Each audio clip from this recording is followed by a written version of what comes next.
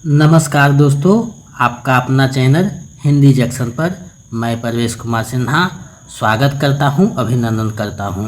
अगर आप नए हैं तो चैनल को सब्सक्राइब कर दें और बेल आइकन को दबा दें ताकि मेरे आने वाले वीडियो का नोटिफिकेशन आपको मिलता रहे।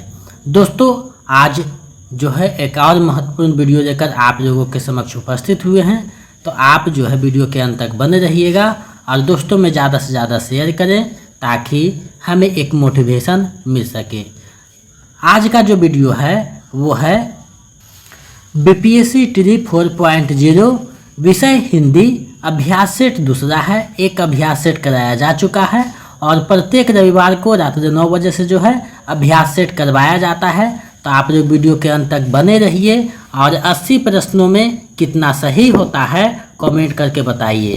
दोस्तों, ये जो अभ्यास सेट है वो बीपीएससी में जो 80 नंबर के पूछे जाते हैं अपने सब्जेक्ट से, हिंदी से, उसी को देखते हुए उसी के अनुरूप इसे तैयार किया गया है। तो अगर आप टीजीटी, पीजीटी यानी वर्ग 6 से लेकर 12 तक किसी भी वर्ग का तैयारी कर रहे हैं तो ये वीडियो आपके लिए काफ़ी महत्वपूर्ण होने वाला है। तो इस वीडियो के प्रत्येक प्रश्नों को आप देखिए और इसको जो है कितना आप सही करते हैं कमेंट करके बताइए और दोस्तों में ज़्यादा से ज़्यादा शेयर करें। दोस्तों, अगर आप बीपीएससी ट्री 4.0 का तैयारी कर रहे हैं और उसका नोट्स और प्रैक्टिस सेट पाना चाहते हैं तो हमारे नंबर 72 61 81 53 07 पे आप जो है 249 रुपया पेमेंट कर दीजिए किसी भी माध्यम से, फ़ोन पे, गूगल पे, पेटीएम, और उसका स्क्रीनशॉट लेकर हमारे इसी नंबर पे व्हाट्सएप कर दीजिए तो हम इधर से आपको जो है पीडीएफ प्रोवाइड करवा देंगे। अगर आप स्टेट पेपर 2 का तैयारी कर रहे हैं तो इसी नंबर पे 199 रुपया पेमेंट करके स्क्रीनशॉट भेज दीजिए तो उसका नोट्स और प्रैक्टिस सेट उपलब्ध करवा देंगे। तो इन सारी चीज़ों से जुड़ करके अपनी तैयारी को बेहतर कर सकते हैं। पिछले जो है 2 दिन क्लास नहीं हुआ था, कुछ व्यस्तता थी, लेकिन अब कंटिन्यू क्लास होती रहेगी। तो आप लोग अपनी तैयारी को गति प्रदान कीजिए। चलिए आज के प्रश्नों को देखते हैं। आज का प्रश्न क्या है देखते हैं। पहला प्रश्न है, आचार्य रामचंद्र शुक्ल ने प्रेमाख्यान काव्य परंपरा का प्रथम कवि किसे माना है? यानी आचार्य रामचंद्र शुक्ल ने प्रेमाख्यान परंपरा का प्रथम कवि किसे माना है, ये आपको बताना है। तो देखिए, आचार्य रामचंद्र शुक्ल ने प्रेमाख्यान के प्रथम कवि जो है कुतुबन को मानते हैं, ये आपको ध्यान में रखना है। कुतुबन के जो रचना है वो है मृगावती। मंझन के जो रचना है वो है मधुमालती और जायसी की रचना है पद्मावत।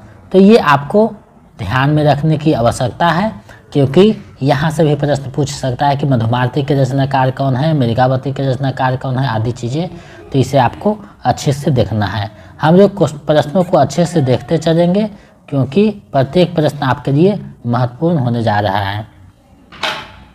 दूसरा प्रश्न है, पद्मावत को समासोक्ति किसने कहा है? पद्मावत जो जायसी का ग्रंथ है उसे समासोक्ति किसने कहा है, आपको बताने हैं। तो देखिए, पद्मावत के रचनाकार देखिए जायसी है, मलिक मोहम्मद जायसी, ये आप ध्यान में रखना है। और उसको जो है समासोक्ति कहने वाले आचार्य रामचंद्र शुक्ल हैं। विकल्प ग सही हो जाएगा। अब देखिए, पद्मावत में कुल कितने सर्ग हैं? तो 57 खंड है। इसमें इतना ध्यान में रखने की आवश्यकता है। चलिए आगे बढ़ते हैं। सुजान कुमार किस सूफी प्रेमाख्यान का नायक है? सुजान कुमार किस सूफी प्रेमाख्यान का नायक है, आपको बताना है कि ये किस सूफी काव्य का जो है नायक है सुजान कुमार। तो ये जो है चित्रावली का नायक है। विकल्प का सही हो जाएगा। और ये जो है नेपाल का राजकुमार रहता है और चित्रावली जो है रूपनगर की नायिका रहती है। यानी जो नायिका है रूपनगर की है और नायक सुजान कुमार जो है नेपाल का राजकुमार है।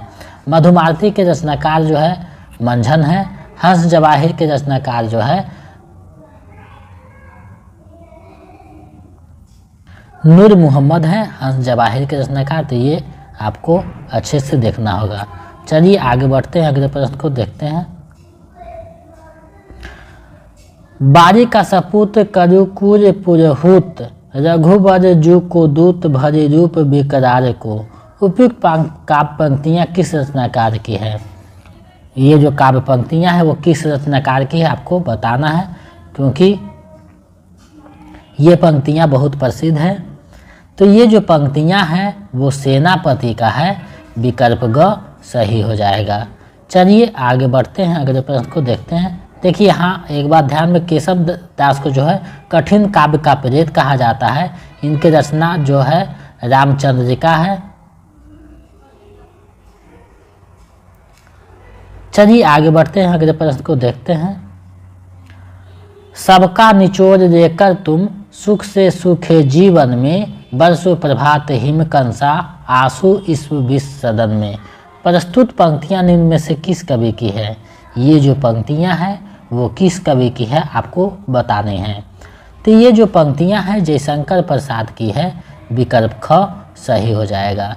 देखिए सुमित्रानंद पंत को प्रकृति का सुकुमार कवि कहा जाता है, और सूर्यकांत त्रिपाठी जो निराला है वो मुक्तक छंद के प्रथम प्रयोक्ता माने जाते हैं। ये जो तीनों हैं, सुमित्रानंद पंत, जयशंकर प्रसाद, सूर्यकांत त्रिपाठी निराला, तीनों छायावाद के प्रमुख कवि हैं। और महादेवी वर्मा भी एक है जो 4 स्तंभ के नाम से प्रसिद्ध हैं। चलिए अगले प्रश्न को देखते हैं। अगला प्रश्न आप लोगों के सामने है। नेपथ्य राग किसका नाटक है? नेपथ्य राग किसका नाटक है आपको बताना है। तो नेपथ्य राग जो नाटक है वो मीराकांत का है, विकल्प क सही हो जाएगा। अब देखिए कुसुम कुमार का क्या रचना है। तो दिल्ली बहुत ऊंचा सुनता है, दिल्ली बहुत ऊंचा सुनता है कुसुम कुमार की रचना है। और काठ की गाड़ी जो है त्रिपुरारी शर्मा का है, काठ की गाड़ी। तो ये आपको अच्छे से देखना होगा, क्योंकि ऐसे भी प्रश्न पूछ सकता है। चलिए अगले प्रश्न को देखते हैं। डॉक्टर गोपाल राय के अनुसार हिंदी में नोबेल के अर्थ में उपन्यास शब्द का प्रथम प्रयोग किसने किया? डॉक्टर गोपाल राय के अनुसार हिंदी में नोबेल के अर्थ में उपन्यास शब्द का प्रथम प्रयोग किसने किया? तो इनके अनुसार जो है प्रथम प्रयोग जो करते हैं वो भारतेंदु हरिश्चंद्र करते हैं, विकल्प ग सही हो जाएगा। चलिए अगले प्रश्न को देखते हैं। अगला प्रश्न क्या कहता है? 8वां प्रश्न है। पांडे बेचन शर्मा उग्र द्वारा रचित उपन्यास है। पांडे बेचन शर्मा उग्र द्वारा रचित उपन्यास कौन सा है आपको बताने हैं। तो इनके द्वारा जो रचित उपन्यास है वो बुधुआ की बेटी, दिल्ली का दरार, चंद हसीनों के खतूत। तीनों रचनाएं जो है पांडे बेचन शर्मा उग्र का है। तो इसका सही आंसर विकल्प घ हो जाएगा, उपयुक्त में से एक से अधिक। चलिए आगे बढ़ते हैं। आधुनिक ईरान की पृष्ठभूमि पर रक्त रंजित इस्लामी क्रांति का चित्रण किस उपन्यास में किया गया है? आधुनिक ईरान की पृष्ठभूमि पर रक्त रंजित इस्लामी क्रांति का चित्रण किस उपन्यास में किया गया है आपको बताना है। तो ये जो किया गया है 7 नदियाँ एक समुंदर में किया गया है, विकल्प क सही हो जाएगा। ये किसका जो है उपन्यास है आपको बताना है। तो ये जो है नासिरा शर्मा का उपन्यास है, विकल्प क सही हो जाएगा। चलिए आगे बढ़ते हैं, अगले प्रश्न को देखते हैं। निम्न में कौन असंगत है? निम्न में कौन असंगत है आपको बताना है। तो देखिए भागवती के रचनाकार श्रद्धाराम फिरौरी है, बिल्कुल सही है। सेठ बाकेदार के अमृता नागर है, ये भी सही है। तेरी मेरी तेरी उसकी बात यशपाल का है, ये भी सही है। और असंगत पूछ रहा है तो इनमें से कोई नहीं हो जाएगा, विकल्प अ सही हो जाएगा। चलिए अगले प्रश्न को देखते हैं। अगला प्रश्न क्या कह रहा है। निम्नलिखित उपन्यासों को सही रचनाकारों के साथ सुमेलित कीजिए। तो देखिए यहाँ पे जो है चॉकलेट उपन्यास पांडे बेचन शर्मा का है, झूठा सच यशपाल का है, खंजन नैन अमृता नागर का, चित्ररेखा भगवती चंद्र वर्मा का है। तो देखिए ये कौन सा विकल्प में सही बैठ रहा है, कौन सा विकल्प में सही सुटेबल है। तो विकल्प क सही हो जाएगा। चलिए अगले प्रश्न को देखते हैं। सुचिता का संबंध किस उपन्यास से है? सुचिता का संबंध किस उपन्यास से है? तो इसका जो संबंध है वो बाणभट्ट की आत्मकथा उपन्यास से है। तो इसका जो सही आंसर है वो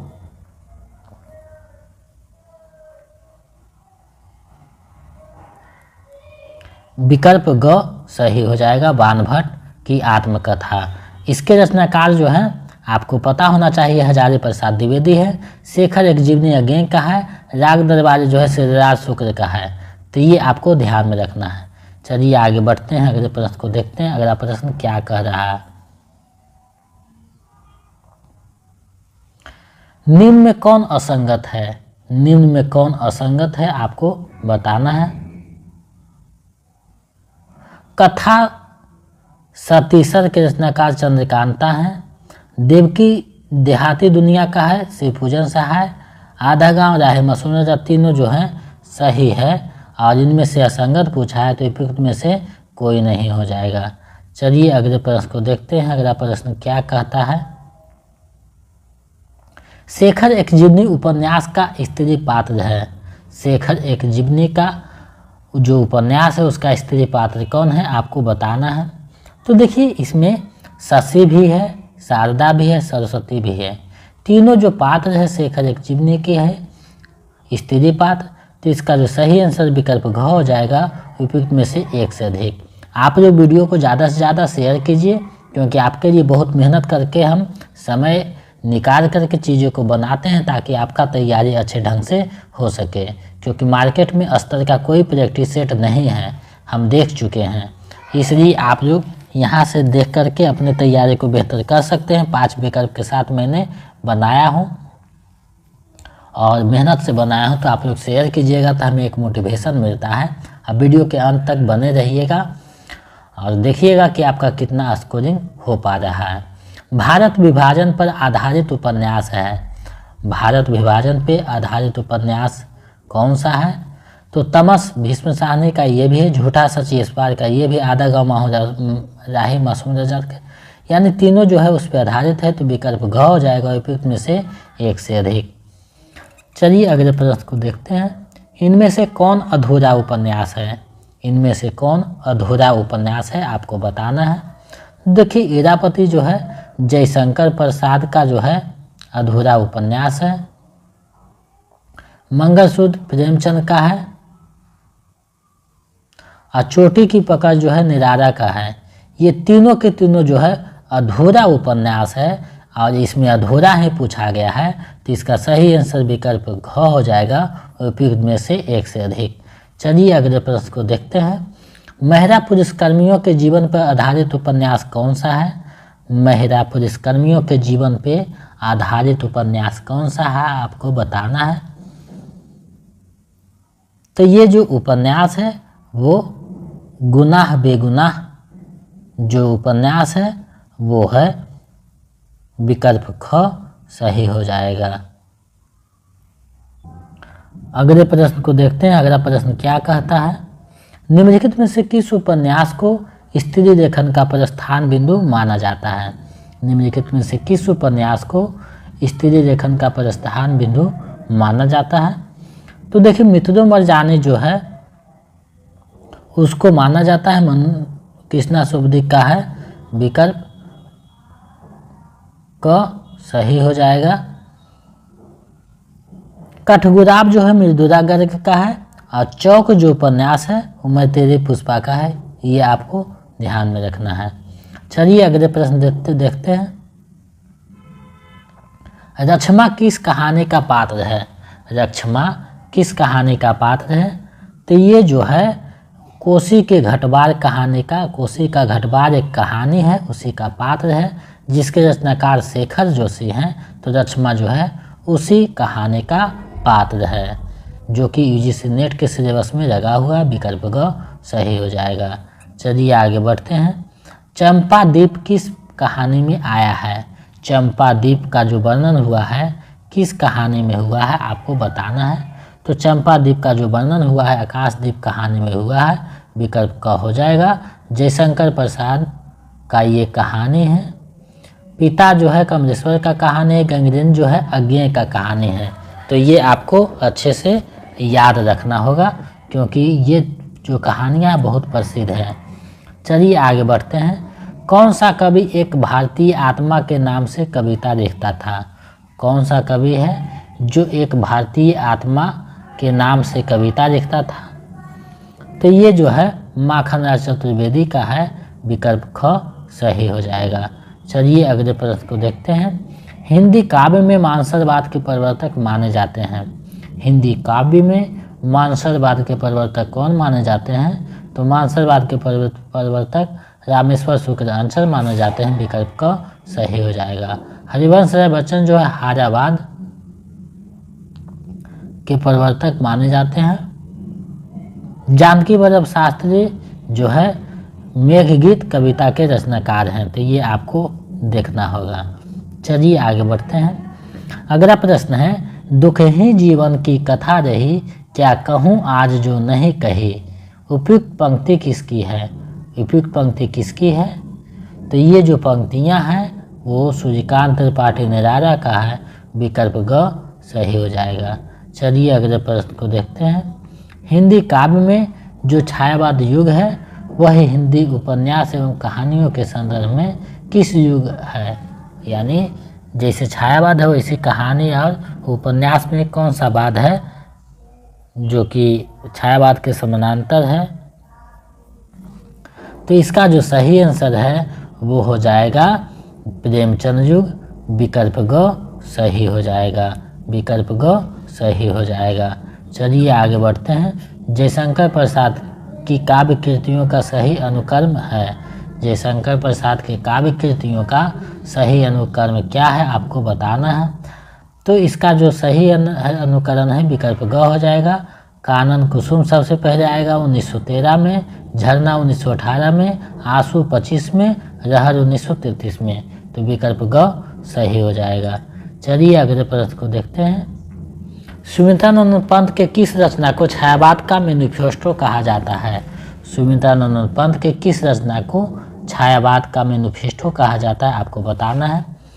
तो देखिए पल्लव को कहा जाता है छायावाद का मैनिफेस्टो, विकल्प जो ख सही हो जाएगा। गुंजन का प्रकाशन कब हुआ था? तो 1932 में हुआ था। पल्लव का कहीं 26 कहीं 28 देता है, तो 26 ही सही है। युगांत है 1936 में, तो ये आपको याद रखना होगा। चलिए आगे बढ़ते हैं। सन 1943 में तार सप्तक का संपादन किसने किया? सन 1943 में जो तार सप्तक निकला उसका संपादन किसने किया? तो अज्ञेय ने किया था, विकल्प ख सही हो जाएगा। चलिए अगले प्रश्न को देखते हैं। कवि मुक्तिबोध के लिए अस्मिता की खोज व्यक्ति की खोज नहीं बल्कि अभिव्यक्ति की खोज है, यह कथन किसका है? यह जो कथन है वो किसका कथन है? तो नामवर सिंह का ये कथन है, विकल्प जो क है सही हो जाएगा।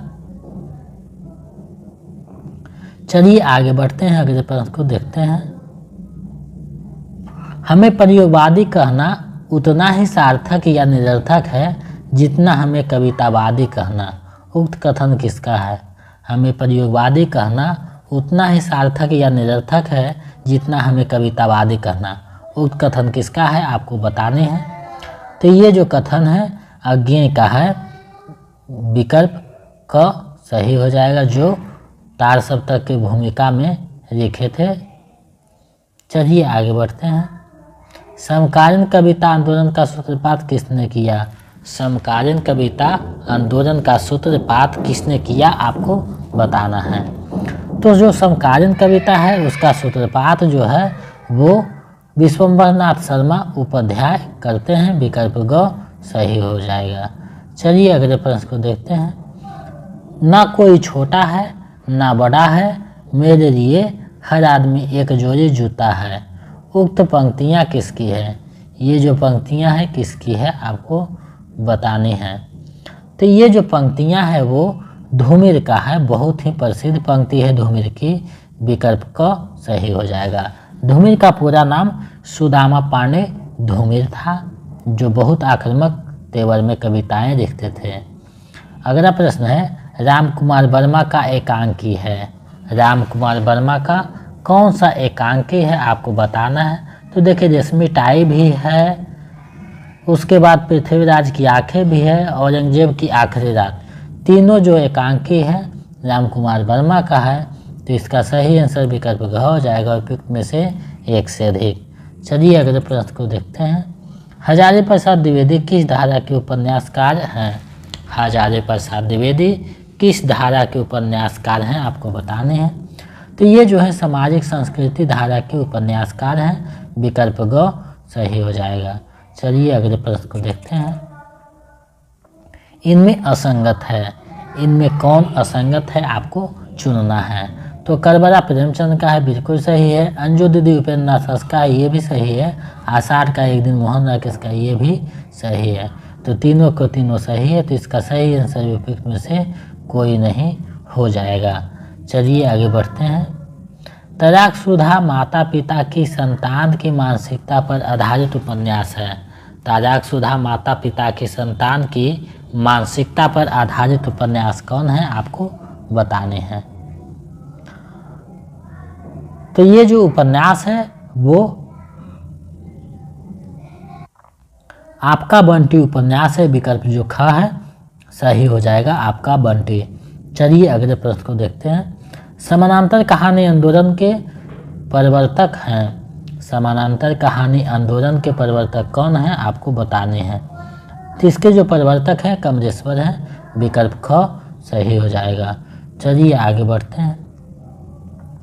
रानी केतकी की कहानी के रचनाकार कौन हैं। रानी केतकी की कहानी के रचनाकार कौन हैं। तो इसके जो रचनाकार है वो उपयुक्त में से कोई नहीं हो जाएगा, विकल्प अंग सही हो जाएगा, क्योंकि इसके जो रचनाकार हैं इंसा अरा खां हैं। इंसा अरा खां है, विकल्प अण सही हो जाएगा। चलिए अगले प्रश्न को देखते हैं। 8 भागों में प्रेमचंद की कहानियाँ किस नाम से संकलित है। 8 भागों में मुंशी प्रेमचंद की कहानियाँ किस नाम से संकलित है आपको बताना है। तो ये जो संकलित है मानसरोवर में संकलित है, विकल्प को सही हो जाएगा। चलिए अगले प्रश्न को देखते हैं। इनमें से असंगत है, इनमें से कौन असंगत है आपको ढूंढना है। तो देखिए यही सच है, मधु भंडारी का है, बिल्कुल सही है। रोज जो है गे का कहानी, वापसी, उषा पे जीवन दाग, तो तीनों सही है। असंगत पूछा है तो इसका उपयुक्त में से कोई नहीं हो जाएगा।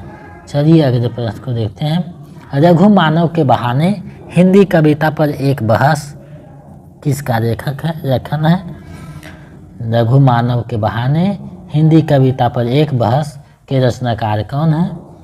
तो इसके रचनाकार जो है विजय देव नारायण शाही हैं, विकल्प ग सही हो जाएगा। चलिए आगे बढ़ते हैं। व्याकरण के प्रश्न हैं। यहाँ बैठा नहीं जाता में कौन सा वाच्य है। यहाँ बैठा नहीं जाता में कौन सा वाच्य है। तो इसमें जो वाच्य है वो भाववाचक है, वाच्य है, विकल्प ग सही हो जाएगा, क्योंकि नकारात्मक वाच्य लिखी गई है। व्यवहार की दृष्टि से विशेषण के कितने भेद हैं। तो व्यवहार की दृष्टि से विशेषण के 4 भेद हैं। गुणवाचक, संख्यावाचक, परिणामवाचक और संकेतवाचक, ये आपको ध्यान में रखना है। चलिए अगले प्रश्न को देखते हैं। निम्नलिखित में कौन सा शब्द संज्ञा है। निम्नलिखित में कौन सा शब्द संज्ञा है आपको बताने हैं। तो विकल्प ग सही हो जाएगा, पहाड़ जो है संज्ञा है, विकल्प ग सही हो जाएगा। चलिए अगले प्रश्न को देखते हैं। निम्नलिखित में कौन सा शब्द अविकारी है।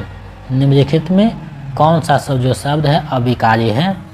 तो वह शब्द जो है अविकारी है, विकल्प ग सही हो जाएगा। चलिए आगे बढ़ते हैं।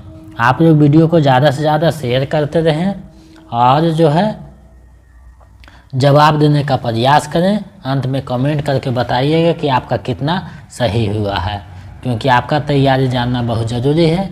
आपकी सफलता में भी हमारी सफलता छुपी हुई है। वह ऊपर नीचे जाता रहता है, वाक्य में अव्यय पद है।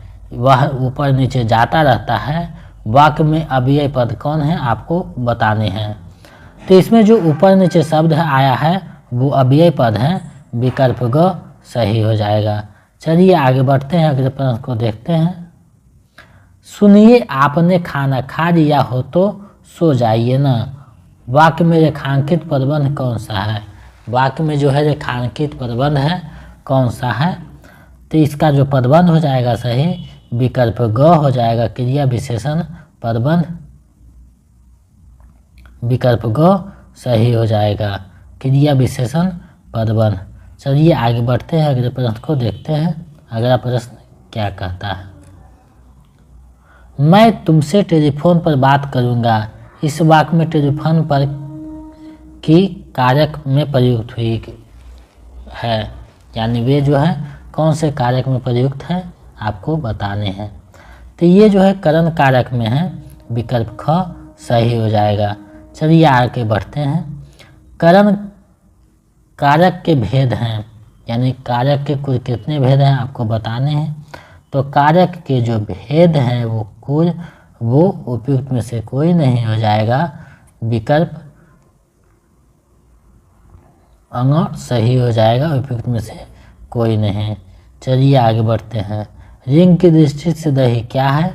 रिंग की दृष्टि से दही क्या है?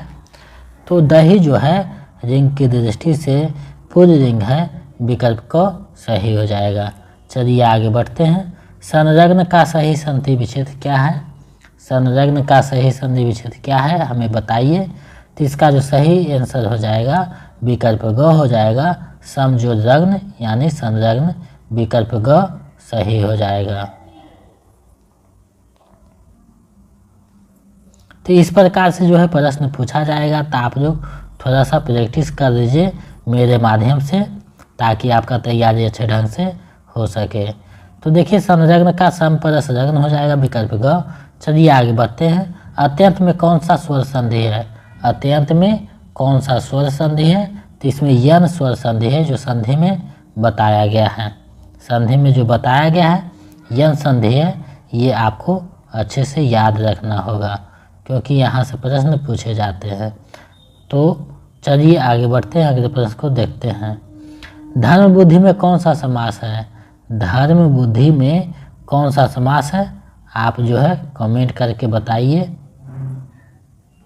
तो धर्म बुद्धि में जो समास है वो कर्मधारय है, विकल्प ख सही हो जाएगा। चलिए आगे बढ़ते हैं। अ उपसर्ग से बना शब्द सही कौन है? अ उपसर्ग से बना सही शब्द कौन सा है आपको बताने हैं। तो अ उपसर्ग से बना सही शब्द अतिथि है, विकल्प ख सही हो जाएगा। चलिए आगे बढ़ते हैं, अगले प्रश्न को देखते हैं। निम्नलिखित में से किस शब्द में रूप साधक प्रत्यय है? निम्नलिखित में से किस शब्द में रूप साधक प्रत्यय है आपको बताने हैं। तो लड़के जो है उसमें रूप साधक प्रत्यय है, विकल्प ख सही हो जाएगा। चलिए आगे बढ़ते हैं। व्युत्पत्ति या रचना के आधार पर शब्द के भेद हैं। व्युत्पत्ति या रचना के आधार पर शब्द के कितने भेद हैं आपको बताना है। तो 3 भेद हैं, विकल्प को सही हो जाएगा। चलिए आगे बढ़ते हैं, अगले प्रश्न को देखते हैं। बादल का पर्यायवाची शब्द नहीं है, कौन सा जो शब्द है बादल का पर्यायवाची नहीं है? तो देखिए जरद भी पर्यायवाची शब्द है बादल का, निरद भी है, मेघ भी, तीनों जो है पर्यायवाची शब्द है और नहीं पूछा है, तो उपयुक्त में से कोई नहीं हो जाएगा।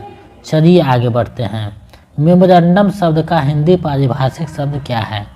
मेमोरेंडम शब्द का हिंदी पारिभाषिक शब्द क्या है? तो ज्ञापन हो जाएगा, विकल्प ख सही हो जाएगा।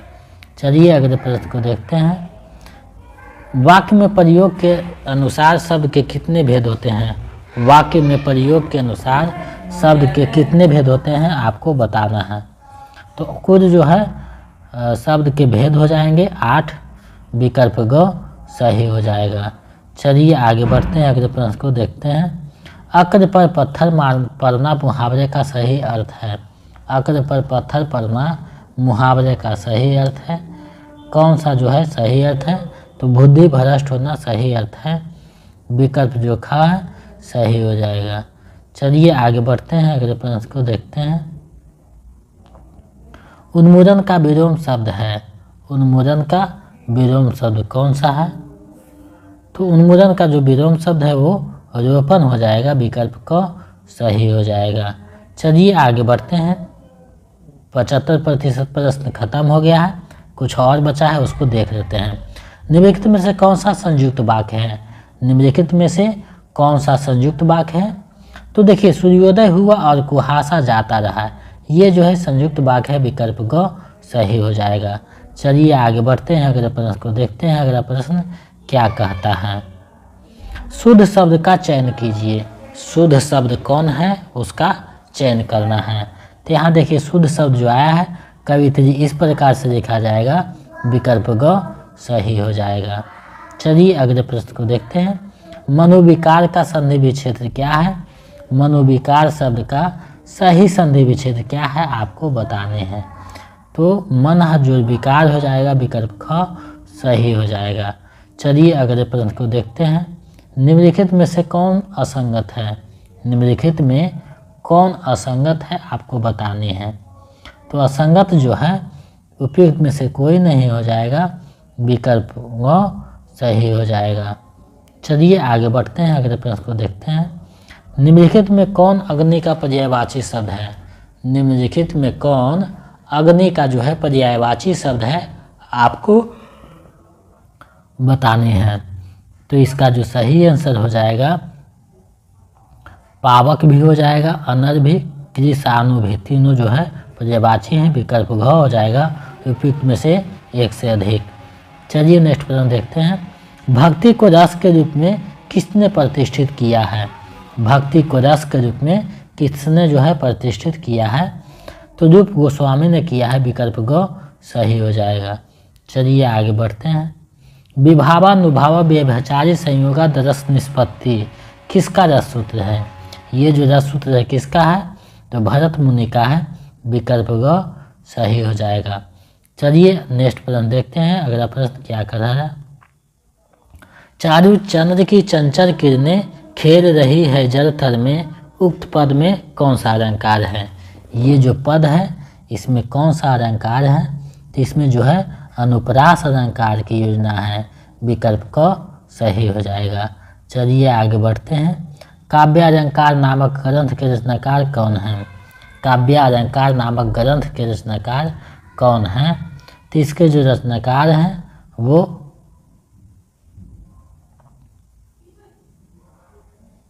भामा हो जाएंगे, विकल्प ग सही हो जाएगा। चलिए आगे बढ़ते हैं, अगले प्रश्न को देखते हैं। रामायण में कौन सा प्रत्यय है? रामायण में कौन सा प्रत्यय है आपको बताना है। तो रामायण में आयन इस प्रकार से लिखा जाएगा, ये वाला है, विकल्प क सही हो जाएगा।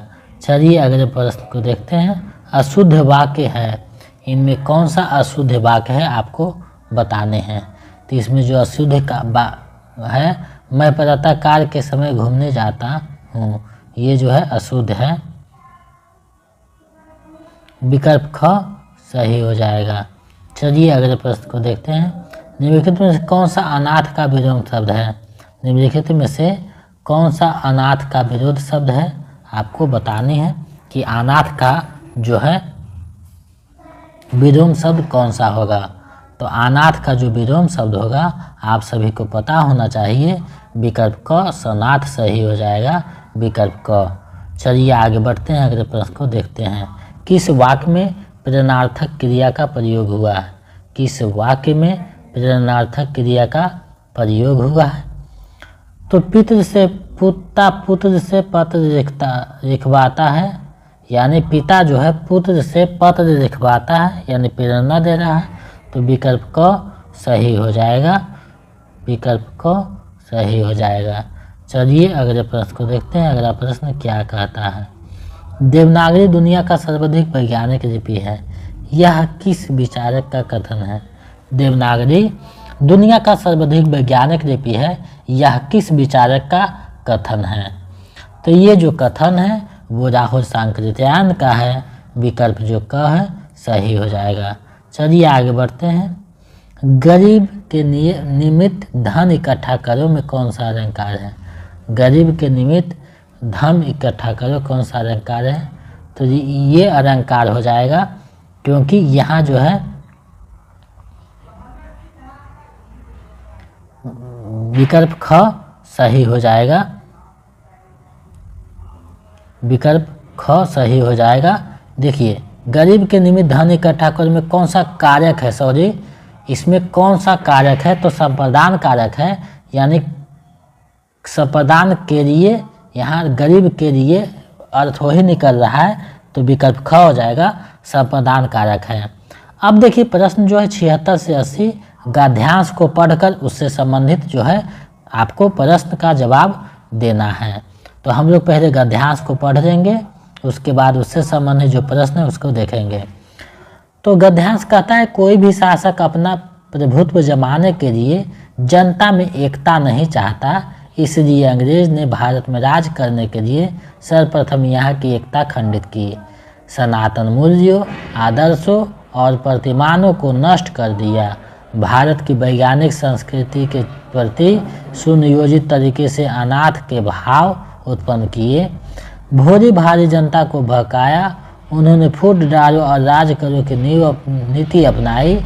अपनी इन्हीं कुटीर नीति के कारण अंग्रेज लगभग 200 वर्षों तक भारत पर शासन करते रहे। साथ ही भारत में धर्म भी वे इसकी अखंडता को समाप्त करके ही गए।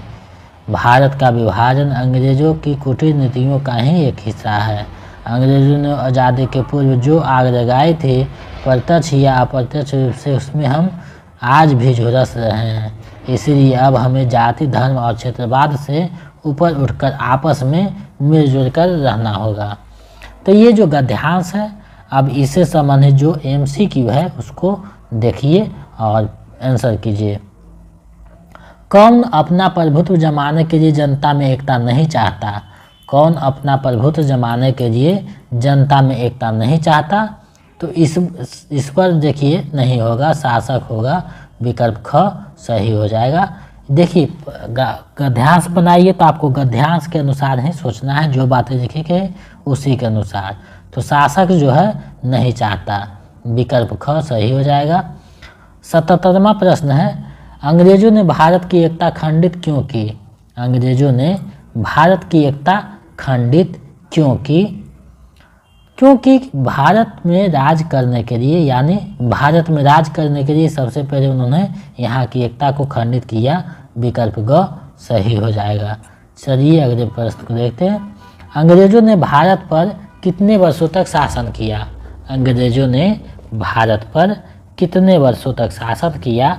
तो लगभग 200 वर्षों तक शासन किया, विकल्प ख सही हो जाएगा। चलिए आगे बढ़ते हैं। अंग्रेजों ने भारत में कौन नीति अपनाई?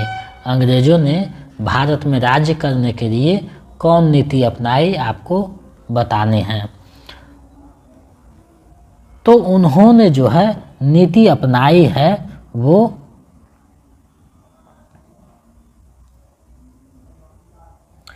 फूट डालो राज करो की नीति अपनाए हैं, जो कि विकल्प में नहीं है, तो इसका अंगा हो जाएगा उपयुक्त में से कोई नहीं। चलिए आगे बढ़ते हैं, अगले प्रश्न को देखते हैं। अगला प्रश्न आप लोगों के सामने है, अंतिम प्रश्न है।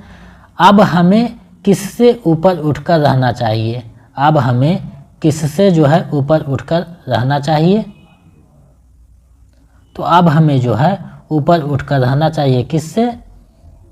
तो जातिवाद से, क्षेत्रवाद से और धर्म, तीनों से ऊपर उठकर रहना चाहिए, विकल्प घ सही हो जाएगा। दोस्तों तो आज मैंने जो है सेट 2 का प्रैक्टिस सेट करवाया, BPSC TRI 4.0 का। आपका इसमें इस सेट में कितना जो है सही हुआ है? 80 प्रश्नों में सही जो हुआ है उसका कमेंट करके बताइए, और अगर चैनल पे नए हैं तो सब्सक्राइब करके बेल का आइकन को दबा दें, ताकि मेरे आने वाले वीडियो का नोटिफिकेशन आपको मिलता रहे, और दोस्तों में ज़्यादा से ज़्यादा शेयर करें। और अगर आप BPSC TRI 4.0 का नोट्स और प्रैक्टिस सेट पाना चाहते हैं तो हमारे नंबर 7261815307 पे 249 रुपया पेमेंट करके स्क्रीनशॉट भेज दीजिए, तो हम इधर से आपको नोट्स और प्रैक्टिस सेट उपलब्ध करवा देंगे। अगर आप स्टेट पेपर 2 का तैयारी कर रहे हैं तो हमारे इसी नंबर पे 199 पेमेंट करके स्क्रीनशॉट भेज दीजिए तो उपलब्ध करवा देंगे नोट्स और प्रैक्टिस सेट। और अगर स्टेट पेपर 1 का तैयारी कर रहे हैं तो हमारे टेलीग्राम चैनल का लिंक वीडियो के डिस्क्रिप्शन में दिया हुआ है, वहां से जुड़ जाइए। PDF वहाँ भेजा जा चुका है, तो आप वहां से डाउनलोड करके अपनी तैयारी को जो है बेहतर कर सकते हैं। तो मेरे साथ इतना देर तक मेरे चैनल पर बने रहने के लिए बहुत बहुत धन्यवाद। मिलते हैं अगले वीडियो में, तब तक आप अपनी तैयारी को जारी रखें और रिवीजन करते रहें। तो बहुत बहुत धन्यवाद, मिलते हैं अगले वीडियो में।